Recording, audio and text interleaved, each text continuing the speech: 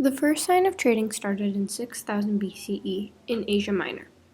This was when people started wanting other tools and material, called barter. To get goods, people traded items which had practical value, which started with fish, fur, and cloth. Trading happened often in close proximity, but when it came to long-distance trading, there wasn't that much. Think about how often we take advantage of things that we don't have here in America that we have access to without even having to think about it. We can go to almost any store and get a banana, whereas 40,000 years ago, people didn't even have access to half the fruit that we eat on a regular basis. The next big step in exchange was the exchange of cattle. The exchange of cattle started in 5000 BCE. Cattle includes sheep, camel, and other livestock. This is known as the oldest form of money. Though cattle isn't really money, each type of livestock had a value. Sadly, we don't know what that is today. Then, in 1200 BCE, cowrie shells became a big thing. Only a couple people had them, and everyone wanted them. They were widely available in the Pacific and Indian Oceans. Many societies used it through the middle century, and it has been known to be the form of currency used the longest. Now we've made it all the way to 800 BCE, and people are still trading constantly, and we start to see the first metal money in coinage. Bronze and copper cowrie imitations, which were slightly discolored and lighter in weight than what we use today. They were manufactured in China at the end of the Stone Age and could be considered some of the earliest forms of metal coins. Other people saw what China was doing, and it influenced countries across Asia and Europe. But then China changed the currency, which brings us to a new age, leather money. Meanwhile, people in Europe started manufacturing coins as well. Then came modern coinage. That developed outside of China in 500 BCE, in Europe. The coins first appeared in Lydia, which is part of present-day Turkey. It started as just lumps of gold, silver, and bronze. Bronze being the least valuable, silver being about the middle, and gold being the most. These were precious metals,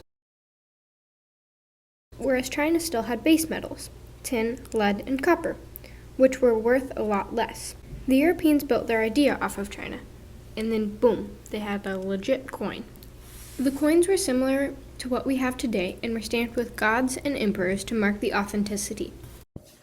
Now, as I said earlier, the age of leather money. This is one of the things that didn't make it past Asia, and many people didn't even hear of it until recently, and it didn't stick. It only lasted from 118 BCE to 202 AD. The leather was usually 1-foot square pieces of white deerskin with colorful borders. This could be considered the first documented type of banknote. The first known paper banknotes appeared in China.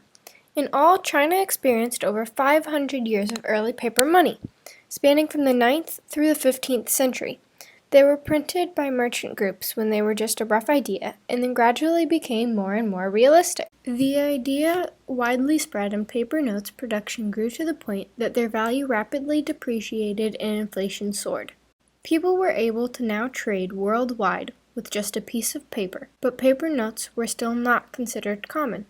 In 1816 came the gold standard. Gold was officially made the standard of value in England in 1816.